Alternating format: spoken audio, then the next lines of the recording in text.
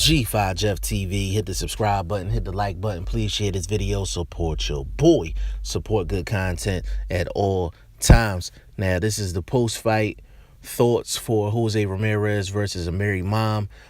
I want to apologize for being so late with this and the fact that it's not an immediate after the fight reaction to this fight.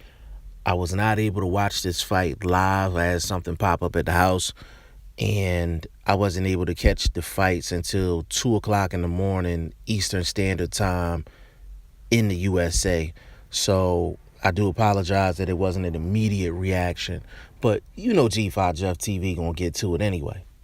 So congratulations to Jose Ramirez on winning this fight, winning the 140-pound WBC title. There was certain folks going around saying that this wasn't for the full 140-pound title, which wasn't the case, and this was for the full 140-pound WBC championship of the world. And even though Jose Ramirez did not get the knockout like I thought, I think I said he was going to get Amir Imam out of there in the ninth or 10th round. But, you know, that didn't happen, but I did pick Ramirez to win. So that means G5Jefftv is officially 9 wins, 1 loss, 1 draw in prediction videos. So we definitely keeping it going. I'm going to do another prediction video for the fights next week. And I'm definitely doing fight prediction videos for the fights on March 31st.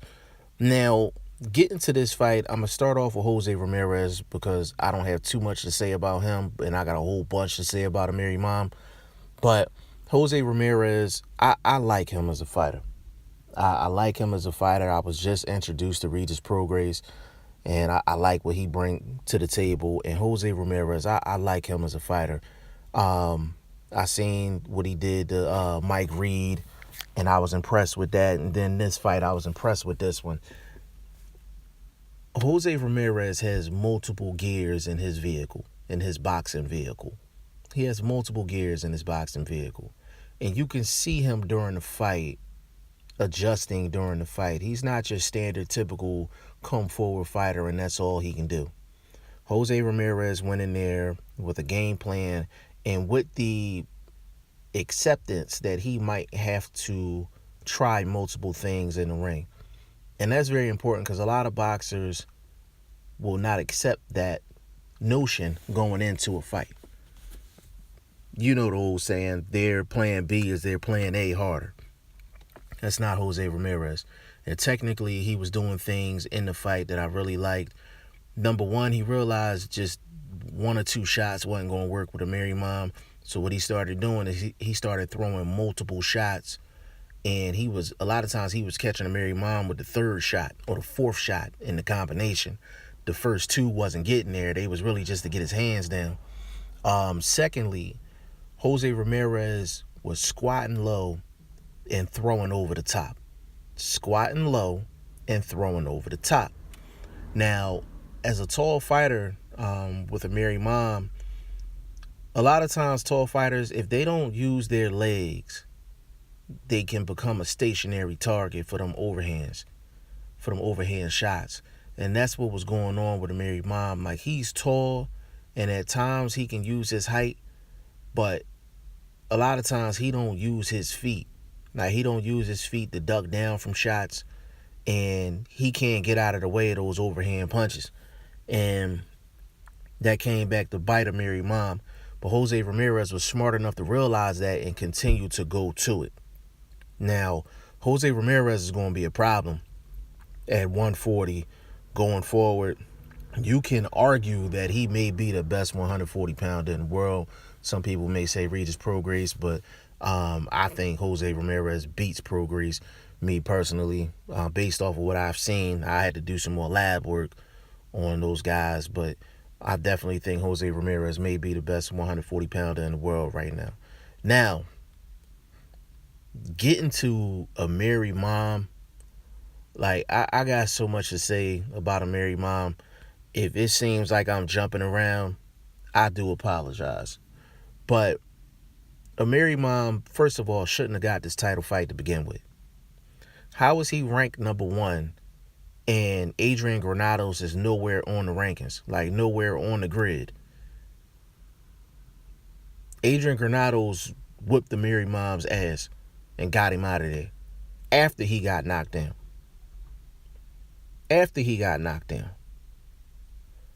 Like, but we know this is politics. Politics is the known elephant in the room. And we all know who Amir Imam's promoter is, and that's Don King. Don King and the WBC go way, way back. I'm talking like 20, 25 years. They go way back. And Don King fighters always find a way to get a WBC shot. Like, that's an automatic. How you think Bermain Stavern was number one for Deontay Wilder all this time? Even after he lost the first time, he was number one. How? You know what I'm saying? Like, how? Don King. But I'm not knocking it.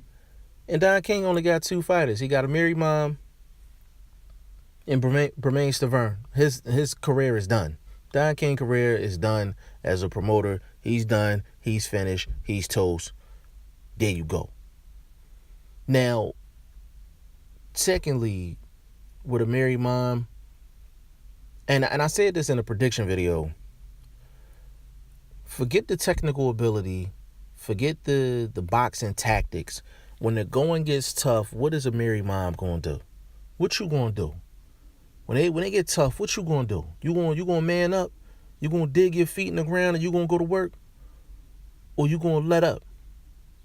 And Amir Imam did exactly what I thought he was going to do. When the going got tough, he wasn't going to dig deep. And he ain't dig deep. Point blank, period. He didn't dig deep. And Amir Imam had skill, but a lot of times the effort don't match the skill. Even when he came back off of the Adrian Granados fight, I was like, he not 100% right. He's not 100% right. And they tried to give him fights. They gave him 3 fights before this Jose Ramirez fight, so that was a good thing after the Granados loss, but he still didn't look right to me. You know what I'm saying? And sometimes with a fighter, it's just the eye test. You know when a fighter look right and when he doesn't look right. Amir Imam just didn't look right to me. Now, with Amir Imam, I had so many issues with him in terms of what he was doing technically. Number one, like I just stated, he's a tall fighter, but he don't use his legs to get away from shots. So he's open for that overhand. He's open for overhand anything. Overhand left or overhand right. Whether it's a chopping shot or it's a looping shot, he's open for it. And he couldn't get out of the way of that. And number two, this is what pisses me off the most just about fighters, period. And I'm going to put this out here too. There is a defense called the Philly shell / the shoulder roll. You can say either one, Philly shell or the shoulder roll. One of the two. I honestly believe you need to have a license. You need to have to pass a test and have a license to use the Philly shell and or the shoulder roll. I'm sick and tired of seeing boxers using the shoulder roll or the quote-unquote Philly shell, and they don't know how to use it. If you don't know how to use it, that's worse than just keeping your hands up. This dude is trying to use the Philly shell, and he was horrible at it. Horrible. I hate when guys try to use the Philly shell, shoulder roll in fights, and they're not experienced in doing it, and they're not good in doing it. Off the top of my head, the most embarrassing situation like that was Andre Berto when he fought Robert Guerrero. Like, it was laughable. It was laughable, and I fuck with Andre Berto, but he tried to do the shoulder roll, and it was disastrous. And he still get clowned to this day for trying to use the shoulder roll against Robert Guerrero, and that's what got his ass whipped in that fight. He ain't start turning it on in that fight until he stopped using it and just dug down and started fighting. You know what I'm saying? You should literally have a license. You should have to take a test and get a license to use the shoulder roll or the Philly shell. You know what I'm saying? And the three best guys I've ever seen use the shoulder roll or the Philly shell is Floyd Mayweather, James Toney. You know what? 4 people. Pernell Whitaker. And I'm going to take it back in the day. There's a guy named Nicolino Luce. You don't know who he is, look him up. His shoulder roll was nasty. Definitely look him up. Nicolino Luce. Those are the 4 best fighters I've ever seen use the Philly shell or the shoulder roll. I don't even know if Nicolino Luce is still alive. But if he is, those 4 people should be the panel that you have to go through to get your license to use the Philly shell or the shoulder roll. Amir Imam, you need to change your defensive style, period. Do not use the Philly shell or the shoulder roll. Because he was getting hit with absolutely everything. And the main thing when you use the Philly shell or the shoulder roll, you have to use your legs to get out of the way of shots. You can't shoulder roll everything. You can't shoulder roll everything. Ask any of those guys that I just mentioned how to use your legs in the shoulder roll. It ain't about just twisting and turning, and just rolling with shots. It's bigger than that. It's bigger than that. So you need to change his defensive style, period. And another thing, the third thing, because I can pretty much go all day on Amir Imam right now.